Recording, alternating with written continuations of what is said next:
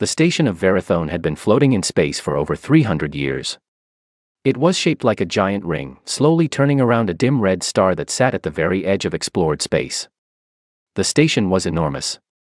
It had long hallways with tall ceilings, wide meeting rooms with strange lighting, and air that always smelled faintly of something that no human could ever quite name. It was the kind of place that made a person feel very small, and that was entirely on purpose. 14 alien species used the station as their meeting ground. They had been doing so for centuries. They came here to make deals, settle arguments, draw borders, and write the rules that the rest of the galaxy was expected to follow. They called themselves the Interstellar Coalition, and for a very long time, they had been the only voices that mattered out among the stars. Then humanity showed up. 83 years ago, humans had launched their first ship beyond their own solar system. In the time since, they had spread with a speed that no other species had ever matched. They built colonies, set up trade routes, mapped corridors through deep space, and sent their engineers and doctors and pilots to every corner of the Orion Arm. They did not ask permission. They did not wait for invitations. They simply went, because that was what humans did. The coalition had watched all of this with growing discomfort. And so they had called a meeting. Admiral Dale Harmon sat at the far end of the long curved table inside the Grand Conclave chamber. He was a tall man with short gray hair and a steady face that did not give much away. He had spent 30 years in the Earth Navy before moving into diplomatic work, and he had learned a long time ago that the most useful thing a person could do in a tense room was stay calm and pay close attention. Beside him sat Dr. Nora Calloway. She was a xenolinguist, which meant she had spent most of her career studying alien languages, the way alien minds worked, and the small signals that other species used when they were being dishonest. She was good at her job. She had been watching the aliens at the table since the first day of talks and had already filled 2 notebooks with quiet observations. On Dale's other side was Colonel Greg Sutter. Greg was a compact man with a short beard and careful eyes. He did not talk much. He mostly watched. But when Greg did speak, people tended to listen. The talks had been going on for 11 days. 11 days of careful words and long silences and polite disagreements that never quite became real arguments. 11 days of alien delegates speaking in formal tones about things like galactic stability, and responsible expansion, and the shared prosperity of all civilized species.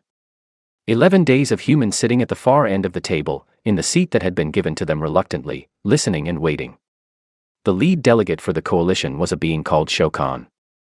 He was Vreth, a tall, thin species with long fingers and deep-set eyes that reflected light in a way that was slightly unsettling to most humans. Shokan was old, even by Vreth standards, and he carried himself with the slow, careful dignity of someone who had been doing important things for a very long time and knew it. On the morning of the 11th day, Shokan placed a small data crystal on the table and slid it slowly across the smooth surface toward Dale. He did not say anything as he did it. He simply looked at Dale with those pale, reflective eyes and waited. Dale picked up the crystal and inserted it into the reader he had brought with him. A document appeared on the small screen. He read through it once, quickly. Then he read it again, slowly. The terms were not complicated. They were very clear, actually. Humanity would agree to stop expanding beyond 12 star systems. Humanity would give up its navigation rights through the Kalvari Corridor, which was one of the most useful and well-traveled routes in that part of space. Humanity would agree to let a coalition review board look at and approve any new military technology that Earth developed. And humanity would pay what the document called a stabilization tithe, a regular payment to the coalition treasury, for the next 200 years. In exchange for all of that, the coalition would formally recognize humanity as a protected species. Dale read the last 2 words again. Protected species. He set the reader down on the table very carefully. He did not slam it. He did not raise his voice. He looked at the document for a moment longer, and then he looked up at Shokan, and then he looked slowly around the room at all 14 alien delegations sitting at that curved table, beings whose civilizations had been crossing the stars since before humans had figured out how to build cities. Nora was watching Dale from the corner of her eye. She saw the way his jaw tightened, just slightly. She closed her notebook. Greg had already stopped writing. Dale spoke in a quiet, even voice, the kind of voice that does not need to be loud to fill a room. "No," he said. The word landed in the chamber like a stone dropped into still water. Nobody moved. We did not come here to be managed, Dale continued. He was not angry. He was something calmer than angry, which was somehow more serious. We came here because you invited us. We sat at this table for 11 days because we thought this was a real conversation between people who considered each other equals. But these terms are not the terms of equals. They are the terms of a warden writing rules for a new prisoner. He paused. Nobody on the coalition side said anything. Shokan's expression had not changed, but his long fingers had gone very still on the table in front of him. We are not interested in being protected, Dale said. We are not interested in asking permission to move through space that no one owns. And we are certainly not going to pay 200 years of tribute to a group of species who decided, without asking us, that our growth makes them uncomfortable. He stood up. He buttoned his jacket with 2 neat, deliberate movements. He looked at Nora and gave her a small nod. He looked at Greg and did the same. The 3 of them pushed back their chairs and stood. If these are your terms, Dale said, picking up his notes from the table, then we have nothing further to discuss. Thank you for your time. They walked toward the door. Their footsteps echoed on the hard floor of the chamber. Not one of the 14 alien delegations said a word. Not one of them called out, or raised a hand, or asked them to wait. The doors at the end of the chamber opened with a soft, quiet hiss. Dale walked through them first. Nora followed. Greg went last. The doors closed behind them. The Grand Conclave Chamber of the Interstellar Coalition, a room that had seen 300 years of galactic history, sat in complete and total silence. Out in the corridor, the 3 humans kept walking. Nora fell into step beside Dale. Greg walked just behind them both, his hands in his pockets, his expression unreadable. They didn't stop us, Nora said, very quietly. No, Dale said. They thought we were bluffing, she said. Dale looked straight ahead at the long corridor stretching out before them, leading toward the docking bay where the human ship was waiting. Let them think that, he said. They did not slow down. They did not look back. Outside the wide viewport at the end of the corridor, the dim red star turned slowly in the dark, and the station of Verathon continued its ancient, steady rotation, as it always had, as though nothing had changed at all. But something had changed. Every person in that chamber knew it, even if none of them were ready to say so yet. The humans had walked away. And the galaxy had no idea what that was going to mean. #humanity walked away from negotiations, and the entire galaxy began to panic. Part 2. For the first 2 days after the humans left Verathon, nobody in the coalition was particularly worried. Shokan sat at the head of the now quiet chamber and told the remaining delegates, with the calm certainty of someone who had seen many difficult negotiations in his long life, that the humans would return. They were a young species, he said. Young species acted on emotion. They made dramatic gestures because they had not yet learned the patience that came with age. The humans had walked out to make a point, and once the point felt made, they would come back to the table ready to talk properly. The other delegates mostly agreed. The Colundi representative, a broad-shouldered being with thick gray skin and small careful eyes, nodded and said that humans were known for their impulsiveness. The Doroth, who sat in a cluster at one end of the table and communicated partly through shifts in the color of their skin, rippled in a way that everyone at the table understood to mean agreement. So they waited. The first day passed. Then the second. Then the third. No message came from Earth. No signal from any human-flagged vessel. No diplomatic contact of any kind. The human quarters on Verathon were cleared out and empty. The small office that Dale Harmon had used for 11 days sat dark and silent, the furniture still arranged exactly as he had left it, as though he had only stepped out for a moment. By the 4th day, the quiet confidence in the chamber had started to develop small cracks. By the 7th day, the cracks were harder to ignore. Back on Earth, in the city of Geneva where the United Earth Assembly held its sessions, President Caroline Voss stood at a podium in front of a bank of cameras and reporters from a dozen news services. She was a composed woman, the kind of person who always looked like she had already thought through whatever was coming next. She had short dark hair, sharp eyes, and the particular stillness of someone who was not easily rattled. She spoke for less than 3 minutes. The terms offered at Verathon were not terms, she said. They were a sentence. We declined. Humanity remains open to genuine dialogue between equal partners. We are not, and will never be, a species that negotiates the terms of its own management. Then she stepped away from the podium. She did not take questions. She walked back through the door behind her, and that was the end of it. The reporters in the room sat with their notes for a moment, not entirely sure what had just happened. Within 48 hours, the effects began to show up in places that had nothing to do with diplomacy. A human-run shipping company called Harlow Transit, which operated 43 cargo vessels across 8 star systems, quietly filed updated route plans with the Standard Navigation Registry. The new routes did not pass through coalition-managed space. They went around it.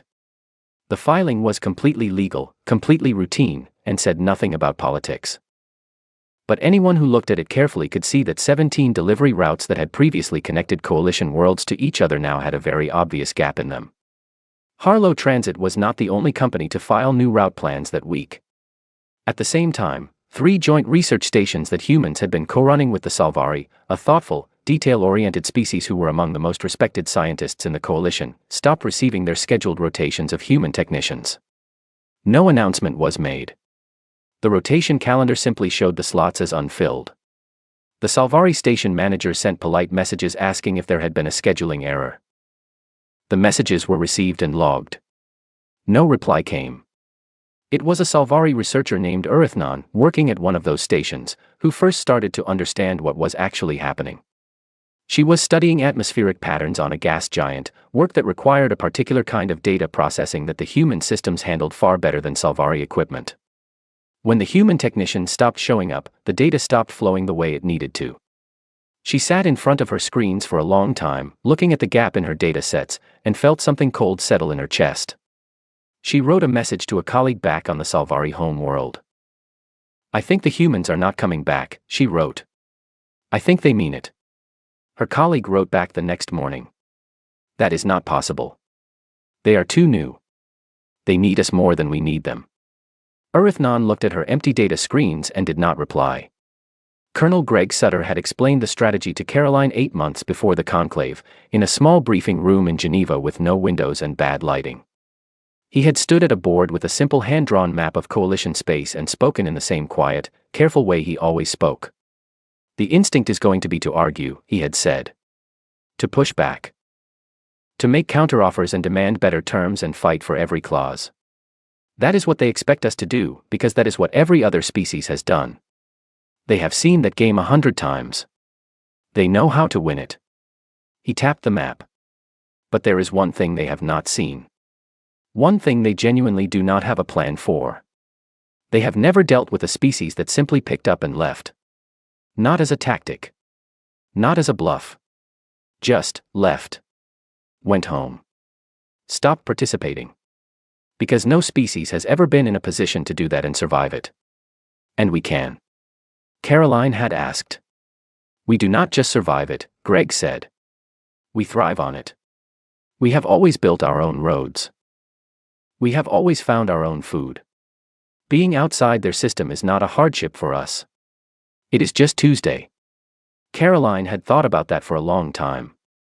Now, sitting in her office in Geneva 6 weeks after Verathon, she was watching the reports come in from across the galaxy and thinking about it again. The Dorith ambassador had sent a private message. He had not called it an apology. He had called it a request for clarification on the current status of ongoing cooperation frameworks. But Caroline had read enough diplomatic language in her career to know what it really was. It was the sound of someone realizing they had made a serious mistake. She set the message aside and picked up the next one. It was from a Colundi trade office, asking, very politely, very carefully, whether human shipping companies might be open to resuming services along certain routes that had recently experienced unexpected disruptions. She set that one aside too. Outside her window, the city of Geneva went on in its normal way, traffic moving, people walking, the lake sitting flat and blue under a clear sky. None of it looked like a civilization that was under any kind of pressure. None of it looked like a species that was struggling. Because it was not struggling. That was the point. The humans had gone home, and home was perfectly fine. The lights were on. The food was on the table. The ships were still flying, just on different routes now. The researchers were still researching, just in their own labs. Everything was working exactly as it had always worked. It was only out there, in the wide dark space between stars, that things were starting to come apart at the seams. And nobody in the coalition had seen it coming, because they had spent so long thinking of humanity as the newcomer, the small, young, inexperienced species that needed to be guided and managed and kept in its place, that they had never once stopped to ask themselves a very simple and very important question. What would the galaxy look like if the humans just stopped showing up? Now they were finding out. And the answer was making a lot of very old, very powerful, very confident alien civilizations feel something they had not felt in a very long time. Afraid, #humanity walked away from negotiations, and the entire galaxy began to panic. Part 3. Dr. Nora Calloway had always been a quiet person. She did her best work alone, in the early morning, with a cup of strong coffee and a clean notebook. She had spent 15 years of her career learning alien languages, studying alien behavior, and translating the small signals that other species used when they thought no one was paying attention. She was very good at seeing things that other people missed. Now she sat in her office at the University of Cape Town, 6 weeks after Verathon, and she was writing a report. She had not been asked to write it. No one had given her a deadline or a word count or a list of things to include. She was writing it because she had looked at the numbers coming in from across the galaxy and understood what they meant, and she felt that someone with the right authority needed to understand it too. So she wrote it up carefully, clearly, in plain language that any government official could follow, and she titled it simply, "What They Didn't Count." She sent it to President Caroline Voss on a Wednesday morning with a short note that said, "You should read this before the next round of messages comes in. It will help explain what is happening." Caroline read it the same afternoon. When she finished, she sat back in her chair and stared at the ceiling for a long time. The report was 14 pages. It covered 14 different areas where the galactic community had, without anyone really planning it, become deeply dependent on human activity. Nora had not set out to make a dramatic argument. She had simply listed the facts, one by one, and let them speak. The first thing the report covered was shipping. Human cargo ships now carried the majority of goods between worlds for 11 of the 14 coalition species. This had not happened because humanity had demanded those routes or fought for them. It had happened gradually, quietly, over decades, for a very simple reason: human ships were fast, human crews were reliable, and humans did not need the long rest periods that most other species required. The Vreth, whose biology made it necessary for them to enter a deep, 16-hour metabolic rest every cycle, had handed off their overnight shipping lanes to human operators 40 years ago. They had done it because it was practical and efficient, and then they had simply stopped thinking about it. The Colundi had done something similar with their outer colony supply routes. The Dorith relied on human carriers for nearly all of their high-priority medical shipments. 3 other coalition species used human logistics companies for the bulk of their inter-system trade. When those companies had quietly rerouted around coalition space, or simply paused their contracts without making any announcement, the effect had been immediate and painful. Cargo was not moving the way it needed to move. Shelves on outer colony worlds were not as full as they used to be. Supply chains that had run smoothly for years were developing gaps and delays that no one had a ready answer for. The second thing the report covered was medicine. In the past 30 years, human researchers had solved 4 diseases that had been troubling the Salvari for centuries. They had not done it because they were smarter than Salvari scientists. Salvari scientists were brilliant, careful, and thorough. But they worked slowly, and they worked within a culture that valued caution and institutional process above almost everything else. Human researchers worked fast, shared their data freely with anyone who asked, and had a habit of trying things that other species considered too risky or too unconventional. Sometimes that approach failed. But sometimes it worked in ways that nobody expected. Those 4 diseases were now under control, thanks to treatments that had come out of joint human-Salvari research programs. But those programs required ongoing human participation to keep running, to manage the data systems, to continue the follow-up studies, to train new Salvari researchers in the methods. Without human collaborators responding to messages, 11 active research programs had stalled. The diseases were not coming back, but the work to understand them fully, to develop better long-term treatments, to study related conditions, all of that had quietly stopped. The Salvari were too proud to say they were worried. But the messages Nora had seen from Salvari research stations told a clear story. The third thing was communications. The deep-range relay network that connected the outer colonies of 6 different coalition species was a vast, complicated system of stations and repeaters spread across enormous distances of space. It had been built over many decades, added to and upgraded and repaired constantly. And at some point along the way, without anyone making a formal decision about it, the maintenance of that network had become mostly a human job. 40% of the people who kept that network running were human technicians. Their contracts had run out. The renewal paperwork had not been filed. And now, in the outer reaches of the network, stations were starting to show the kind of small, creeping faults that happened when maintenance was delayed too long. The signals were still getting through. For now. But anyone who understood how the network worked knew that for now was not a comfortable place to be. The fourth thing, and the one that Nora had saved for last, because it was the most striking, was the Calvary Corridor. The Calvary Corridor was the route the Coalition had tried to take away from humanity in the negotiations. The Coalition had framed it as a concession they were being generous enough not to demand immediately. The subtext was clear: the corridor was Coalition space, and humanity was lucky to be allowed through it at all. What the Coalition had apparently not looked at carefully was the economic data. Human ships made up 62% of all traffic through the Calvary Corridor. Not because anyone had assigned them those routes. Because human navigators had mapped the corridor more thoroughly than anyone else, had found the safest and fastest paths through it, and had been using it constantly for 20 years.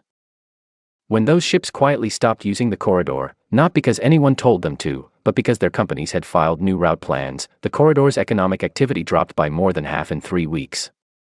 The Coalition had tried to use the corridor as a bargaining chip. Instead, without intending to, they had demonstrated that the corridor's value was largely built on human traffic. Take the humans out, and the corridor was just empty space. Nora had ended the report with a single paragraph that she had written and rewritten 4 times before she was satisfied with it. The Coalition made its assessment of humanity based on how long humans had been in space, and drew the conclusion that 83 years of spaceflight meant 83 years of importance. This was an error. The correct question was never how long humanity had been out here. The correct question was what the galaxy would look like if they left. The answer to that question is this report. Caroline put the report down on her desk and picked up the stack of incoming diplomatic messages that her assistant had printed out that morning. There were 9 of them. 6 were from Coalition members asking, in careful and indirect language, whether certain cooperation arrangements might be reviewed. 2 were from Coalition trade offices asking about shipping. 1 was a personal message from the Dorith ambassador. She read them all. Then she set them in a neat pile and did not answer any of them. Not yet. The time for that was coming. But it was not here yet. Outside her office window, Geneva was bright and ordinary and completely fine. The galaxy, on the other hand, was beginning to understand something it should have understood a long time ago. Humanity was not a guest at the table. It never had been. It was a load-bearing wall. And the Coalition had just tried to knock it down. #humanity walked away from negotiations, and the entire galaxy began to panic. Part 4. By the end of the second month, the word crisis had stopped appearing in official Coalition communications. Not because things had gotten better. Things had gotten considerably worse. The word crisis had been replaced, first in private cables and then in formal session transcripts, with a phrase that translated from the Vreth language as something close to the unraveling. It was a word that the Vreth used to describe the point in a piece of fabric where enough threads had been pulled loose that the whole thing was at risk of coming apart. It was not a word that Coalition diplomats used lightly. It was not a word that had ever been used in official documents before. It was being used now. Shokan called an emergency session of the full Coalition without extending an invitation to humanity. This was, he told himself, because the humans were not yet formal members of the Coalition and therefore had no standing to attend. This was technically true. It was also, if he was being honest with himself, which he was finding increasingly difficult, a way of avoiding the discomfort of asking them to come back. The session lasted 6 hours. For most of those 6 hours, the 14 species in the chamber did something they rarely did openly: they argued. Not the careful, formal kind of disagreement that usually filled Coalition chambers, where delegates spoke in long measured sentences and every objection was phrased as a question. Real arguing. Raised voices in 6 different languages. Color shifts from the Dorith that their own interpreters were struggling to keep up with. The Colundi representative stood up twice and had to be asked to sit down. The Vreth blamed the initial terms on the Colundi. The tithe clause had been too aggressive, they said. It had been the Colundi who pushed for 200 years. 100 would have been more reasonable. The humans might have accepted 100. The Colundi said that was not the point. The expansion cap was the real problem. No species, young or old, would agree to a hard limit on where they were allowed to go. That clause had been the Doritha's idea, and everyone knew it. The Dorith did not deny this. Their senior delegate said the cap had been necessary because human expansion was genuinely alarming in its speed, and that someone in the room needed to be willing to say so. The Doritha's skin shifted through a slow sequence of colors that their interpreter rendered as something like, "We were afraid and we tried to disguise it as policy." The room went quiet for a moment after that. Then the Salvari delegate, Urithnon, who had said almost nothing for the first 5 hours of the session, spoke. She spoke quietly, and she did not raise her voice, and the chamber gave her its full attention the way it always did when a Salvari scientist chose to say something. "We wrote those terms," she said, "as if we were doing humanity a favor. We called it protection. We framed it as generosity. But we were not being generous. We were afraid of them, and we tried to make our fear look like a gift." They saw through it immediately, which should not surprise anyone in this room. And they responded the only way a species with any self-respect could respond. They left. Nobody argued with her. "The question before us now," she continued, "is not whether we made a mistake. We clearly did. The question is what we intend to do about it, and whether we are capable of doing it honestly." That was the most useful thing said in the entire 6-hour session. It was also the last thing of substance that got decided. The session ended without any formal resolution, which was itself unusual enough to be alarming. Outside the formal meetings, the panic was taking on a more practical shape. A convoy of 5 Colundi freighters had attempted to chart a route through a passage in deep space that human navigational teams had mapped years earlier but which was not in the Coalition's own databases. The Colundi captains had known humans used the route. They had not realized that the reason humans used it safely was because human pilots had spent years logging the gravitic anomalies along the way, tagging the dangerous zones, and building a set of navigation protocols that kept ships clear of the worst of them. None of that information was in the Coalition system. It had been in human databases, freely available to any human captain who asked, but never formally shared with Coalition navigation authorities because no one had ever thought to ask. 2 of the 5 freighters were lost. The other 3 made it through with damage. The captains filed their incident reports and did not try the route again. The news spread through Coalition shipping circles within days. Everyone who heard it came to the same uncomfortable conclusion: there were human-mapped routes all through Coalition and border space that were not in any official record. Routes that had been safe because humans had made them safe, and which were now just dangerous gaps in the map. On the Dorith home world, a power grid serving one of the largest population centers began to show cascading faults. The grid ran on a fusion management system that had been designed 15 years ago in partnership with human engineers. The system had worked perfectly for 15 years. It still worked, technically. But it was old enough now that it needed careful updating, and the process for updating it had always involved human technicians who understood its particular architecture. Without them, the Dorith engineers who maintained it were working from documentation that was thorough but did not cover every situation. Small faults were taking longer to fix. Longer to fix meant the faults were starting to compound. Nothing had failed yet. But the Dorith engineering teams were working through every cycle now, sleeping in shifts, watching the readouts with the particular focused attention of people who knew that the margin between under control and serious problem was getting thinner. Meanwhile, Dale Harmon was in his apartment in Portland, Oregon, sitting in an old chair by the window with a mug of coffee, watching rain hit the glass. He had been back home for 2 months. He had taken a short leave of absence from the Navy and was spending most of his time reading, going for long walks along the river, and having dinner with his brother's family twice a week. He had received, in the past 2 months, 47 messages from Coalition-connected addresses. He had read all of them. He had replied to none of them. Most of them were indirect: trade offices asking about routes, research administrators asking about staffing, logistics companies asking about contract renewals. They all said different words, but they all meant the same thing. They all meant, "We did not expect this and we do not know what to do." One message was different. It came not from an official address but from a personal one. The sender was a mid-ranking Vreth official named Thosane, someone Dale had shared a meal with at a smaller summit 2 years earlier. They had talked for a long time that evening about a lot of things that had nothing to do with politics. Dale had liked him. The message was short. It was not in official language. It said, "Dale. What do we need to do?" No diplomatic framing. No careful phrasing. Just the question, plain and direct. Dale read it twice. Then he forwarded it to Caroline Voss with a short note of his own. "They are asking the right question now," he wrote. Caroline read his note in her office and allowed herself a small, quiet smile that lasted about 2 seconds before she set it aside and went back to the stack of reports on her desk.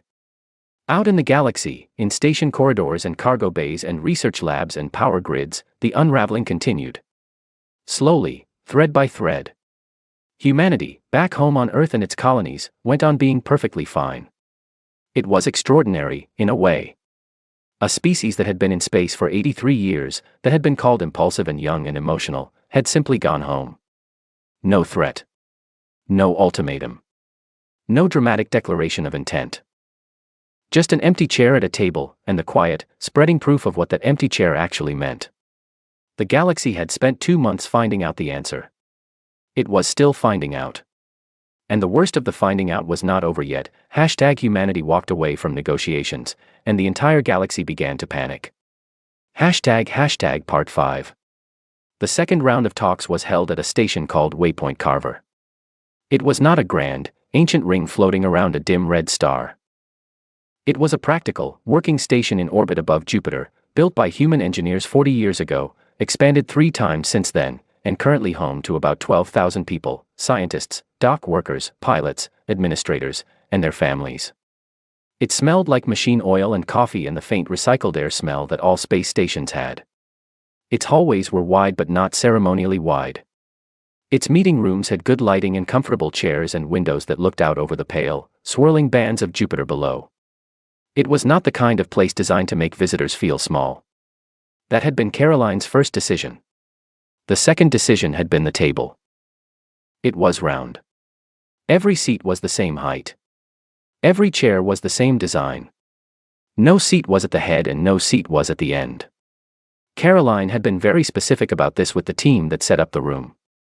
When the facilities manager had asked if she wanted the human delegation seats marked in any way for easy identification, she had said no, thank you, that was the whole point. 14 species sent delegations to Waypoint Carver. Some of them sent large groups, 5 or 6 delegates, plus interpreters and advisors. The coalition had suggested, very carefully and very politely, that perhaps the human delegation would be more comfortable with additional support. Caroline had thanked them for the suggestion and sent 3 people. Herself. Dale Harmon. Dr. Nora Calloway. The same 3 who had left Verathone 2 months ago. On the morning the talks were scheduled to begin, Dale stood in the corridor outside the meeting room and watched the alien delegations arrive. 14 species, most of them ancient civilizations with thousands of years of spaceflight behind them, walking into a human station that had existed for 40 years, coming to meet with a species they had invited to a table 2 months ago and tried to hand a leash. He watched them come through the doors one by one, and he thought about the 11 days at Verathone, and the empty corridors of that station after they left, and the 47 messages he had not answered. Nora came and stood beside him. "You ready?" she asked. "Yes," he said. "You're not going to say anything dramatic when we walk in, are you?" she asked. "I feel like there is a risk of something dramatic." "I was not planning to," he said. "Good," she said. They went in. Shokan was already seated when they entered. He looked older than he had at Verathone. Not dramatically older, the weeks since the walkout had not been kind to him, but Vreth aged slowly and he was still clearly the same composed, careful being he had always been. He watched the 3 humans take their seats at the round table with an expression that was difficult to read, even for Nora, who was very good at reading alien expressions. The opening of the session was given to Shokan, as the senior coalition delegate. He had clearly prepared his remarks carefully. He spoke for about 10 minutes in formal Vreth, which was translated in real time by the room's interpreter system. He said that the coalition had reflected deeply on the events at Verathone. He said that the initial terms offered to humanity had been poorly calibrated to the realities of the current situation. He said that the coalition valued its relationship with humanity and wished to move forward in a spirit of mutual respect and genuine partnership. It was, as diplomatic language went, remarkable. It was not quite an apology. But it was as close as a body like the coalition, with all its pride and all its history, was likely to get in an opening statement. Caroline thanked him and said that humanity valued the opportunity to talk. She said it simply and without any extra weight on the words. She did not remind anyone of what had happened in the past 2 months. She did not reference the shipping disruptions, or the stalled research programs, or the power grid problems on the Dorith homeworld. She did not gloat. She did not make anyone sit in the discomfort of their mistakes longer than necessary. She had told Dale and Nora the night before, "We are not here to win an argument. An argument is already won or lost before anyone speaks. We are here because this galaxy is going to get harder and stranger and more complicated, and we would rather have real friends in it than people who agree with us because they are afraid of us." The talks took 4 days. The document that came out of those 4 days was called the Mutual Infrastructure Compact. It was not the shortest agreement in coalition history, but it was one of the clearest. It had been drafted largely by Nora, with input from Dale, and reviewed clause by clause with each of the 14 delegations. There was no cap on human expansion. The concept was removed entirely from the discussion on the first day and did not come back. There was no tithe. There was no payment of any kind flowing from Earth to the coalition treasury.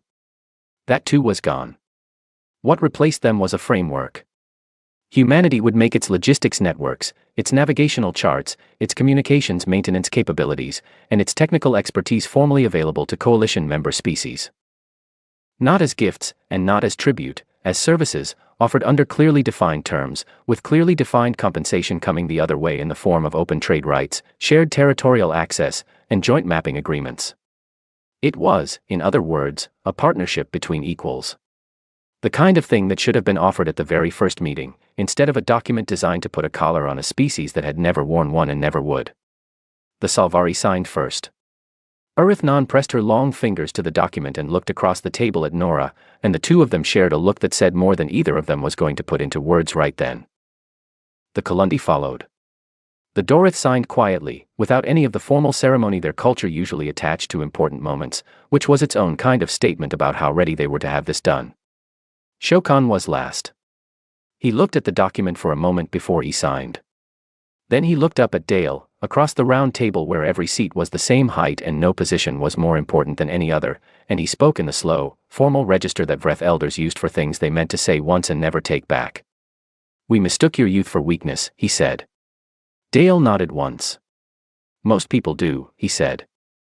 "We don't mind." The compact was ratified at 3:30 on a Tuesday afternoon. Caroline shook hands with 14 alien representatives, one after another, in the practical, unremarkable corridor outside the meeting room at Waypoint Carver Station, with Jupiter turning slowly in the window behind her. When it was done, and the delegations had begun to move toward the docking bays and the long journeys home, Nora came and stood beside Caroline at that window. They stood there for a while without saying anything, watching the planet below. "Think they learned something?" Nora asked. "Some of them," Caroline said. "The ones who were listening." "The Salvari definitely did." "Possibly the Dorith." "Shokan, I think, yes." "And the others?" "They'll learn eventually," Caroline said. "Things have a way of teaching the lesson again when it didn't stick the first time." Nora was quiet for a moment. "What if the lesson doesn't stick? What if in 50 years we are right back in a room like Verithone?" Caroline looked at Jupiter for a little while longer. The pale bands of cloud moved slowly across its face, indifferent and enormous. Then she straightened up, turned from the window, and started walking back toward the station's main corridors. "Then we'll walk out again," she said. She said it the same way a person might say that they would deal with rain by carrying an umbrella. Simply. Without drama. As though it was just a thing that would be handled, because that was what you did. Nora smiled and followed her. Behind them, the compact sat in the meeting room, signed and sealed. Outside, the galaxy went on, wider and stranger and more complicated than it had ever been before, and full of species who were only just beginning to understand what kind of neighbors they actually had. Not a protected species. Not a managed newcomer. Not something young and impulsive that needed to be guided toward its proper place. Just humans. exactly as they had always been.